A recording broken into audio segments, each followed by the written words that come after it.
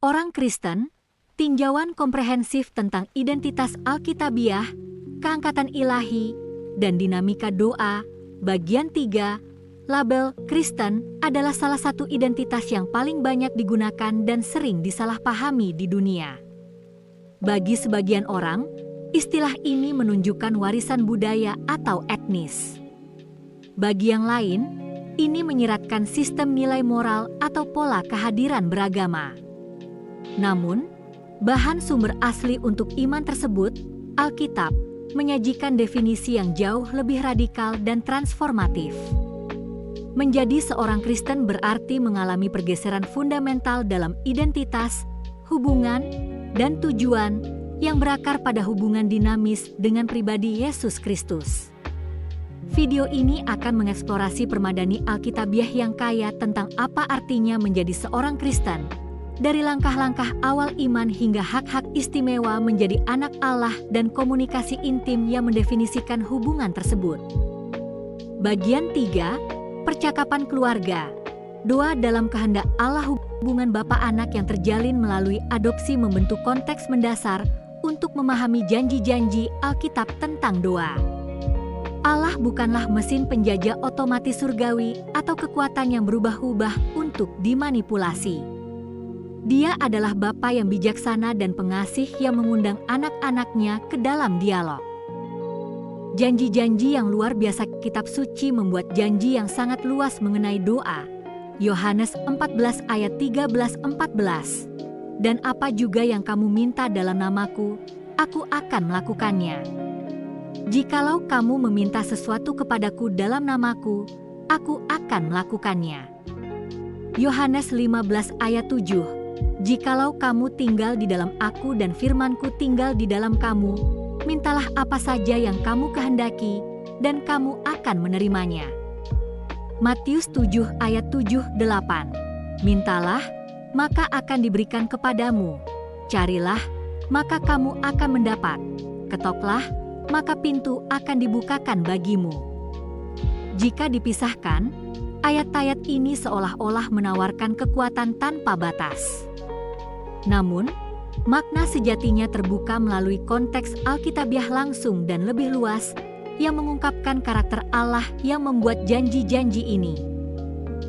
Kerangka relasional, memahami kondisi-kondisinya. Dalam namaku, prinsip keselarasan, ini adalah kualifikasi yang paling penting. Dalam budaya kuno, bertindak dalam nama seseorang berarti bertindak sebagai perwakilan mereka, dengan wewenang mereka dan untuk tujuan mereka. Berdoa dalam nama Yesus bukanlah mantera ajaib. Itu adalah berdoa untuk hal-hal yang akan Yesus doakan sendiri, hal-hal yang selaras dengan karakternya, kehendaknya yang dinyatakan, dan kemuliaannya. 1 Yohanes 5 ayat 14-15 membuat ini eksplisit.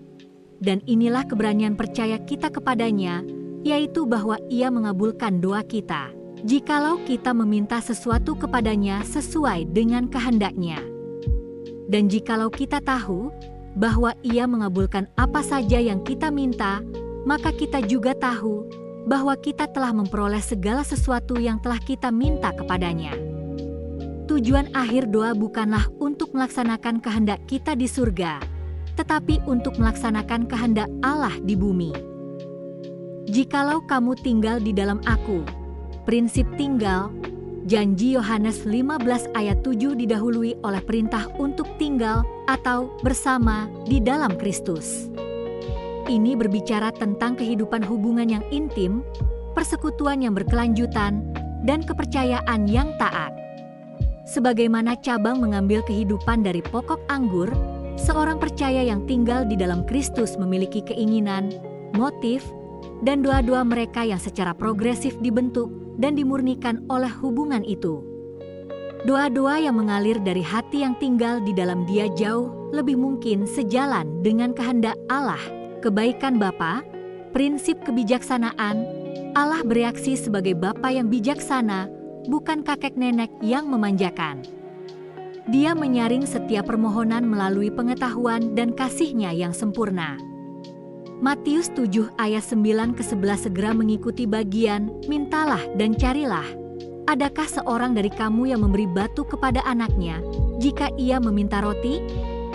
Jadi jika kamu yang jahat tahu memberi pemberian yang baik kepada anak-anakmu, apalagi Bapamu yang di sorga, Ia akan memberikan yang baik kepada mereka yang meminta kepadanya. Jawaban, tidak, atau belum, bukanlah penolakan. Itu seringkali merupakan perlindungan atau pengarahan menuju kebaikan yang lebih besar yang belum dapat kita lihat. Sikap hati, prinsip iman dan kemurnian, doa terhalang oleh kondisi hati tertentu, iman. Yakobus 1 ayat 6-7 kita harus meminta dengan iman, yang merupakan kepercayaan pada kebaikan dan kuasa Allah, bukan tuntutan untuk hasil tertentu.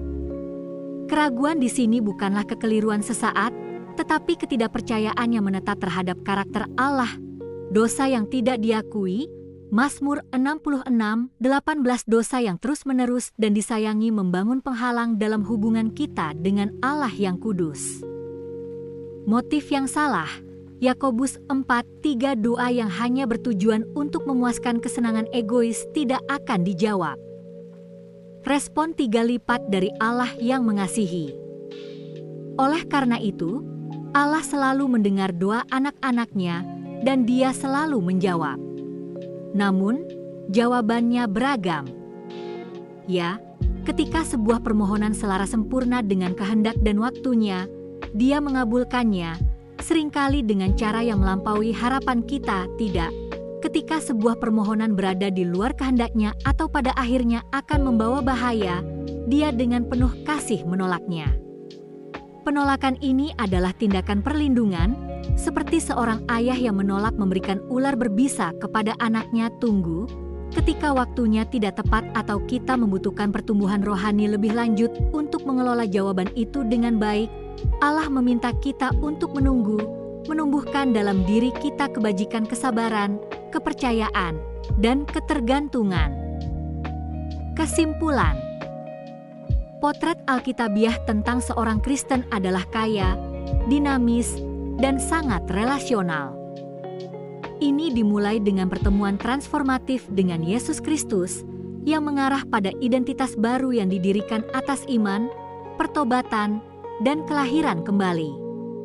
Identitas baru ini pada akhirnya didefinisikan oleh hak istimewa yang mengejutkan dengan menjadi anak angkat Allah yang disertai dengan semua keamanan, keintiman, dan warisan.